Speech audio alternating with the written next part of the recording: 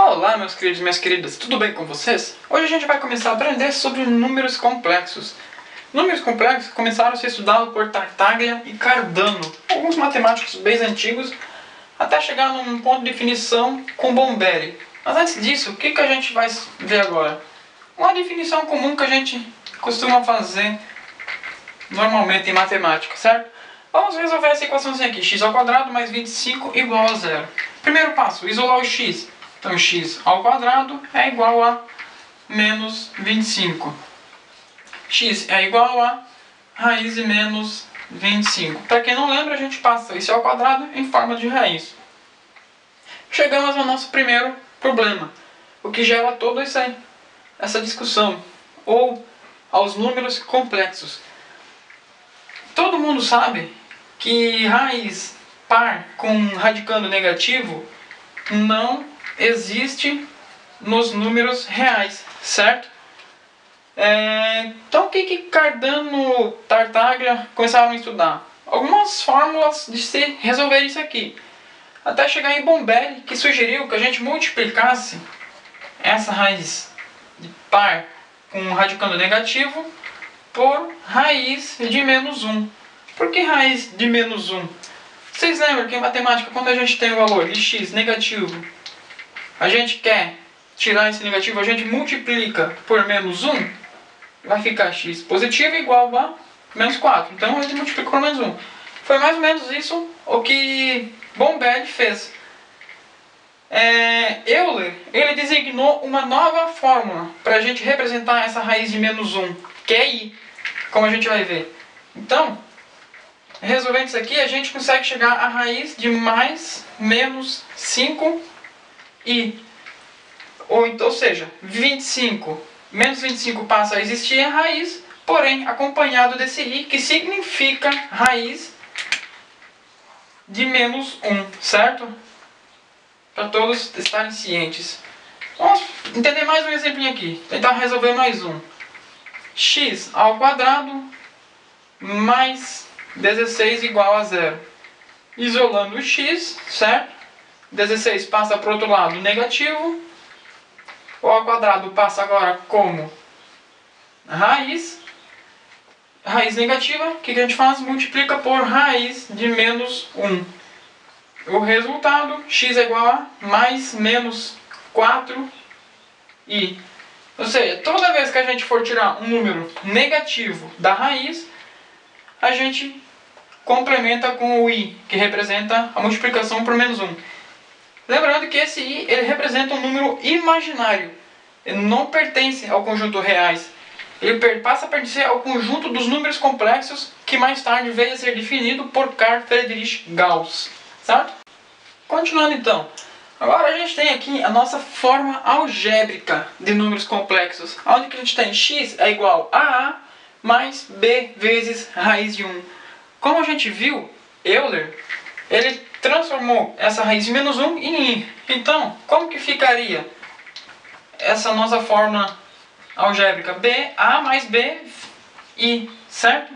Lembrando que quando não tem esse pontinho aqui no meio, que esteja assim, também considera sendo uma multiplicação. Aonde que a gente tem a é o nosso número real, certo? Então, a passa a ser o nosso número real. E o bi, esse bi aqui, ele é o nosso número imaginário. Então, o nosso número imaginário.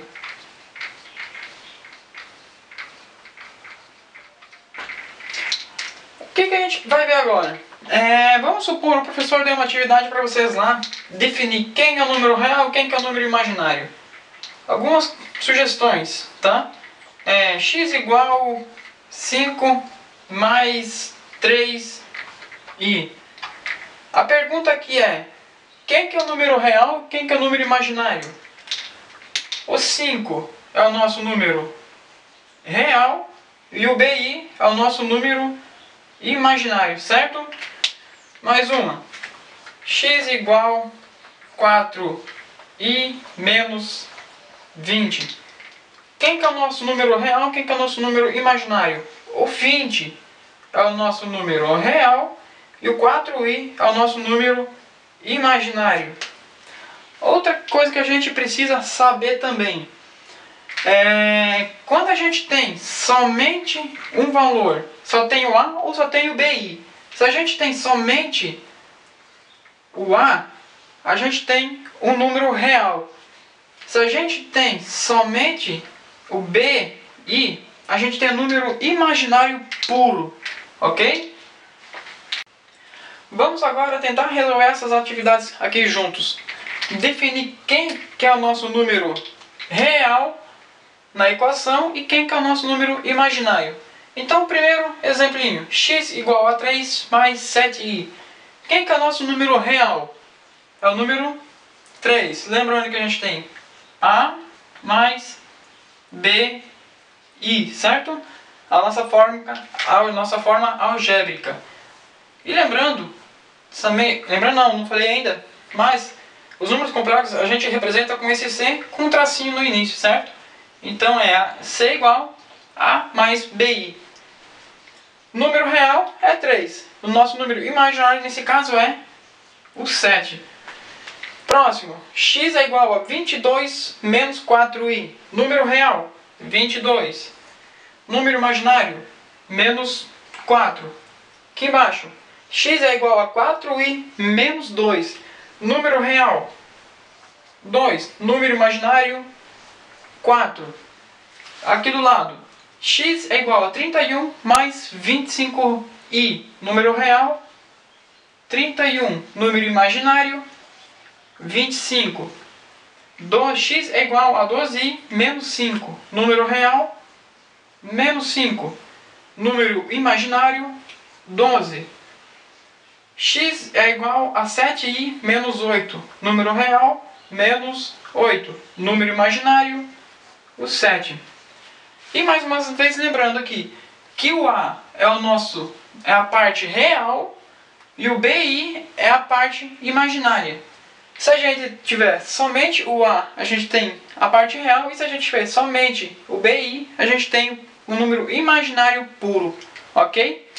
Então, como eu havia falado antes, quando a gente tem um valor para A e valor para B zerado, a gente tem o número real, é a parte nossa real. Quando a gente tem somente o B, somente o número imaginário, não tem o nosso número real, a gente tem o nosso número imaginário puro, nosso número imaginário puro. Ok? Meus queridos, espero que vocês tenham gostado da aula. Se gostaram, clique em gostei e também se inscreva no meu canal no YouTube, assim como nas redes sociais, ok? Um grande abraço a todos.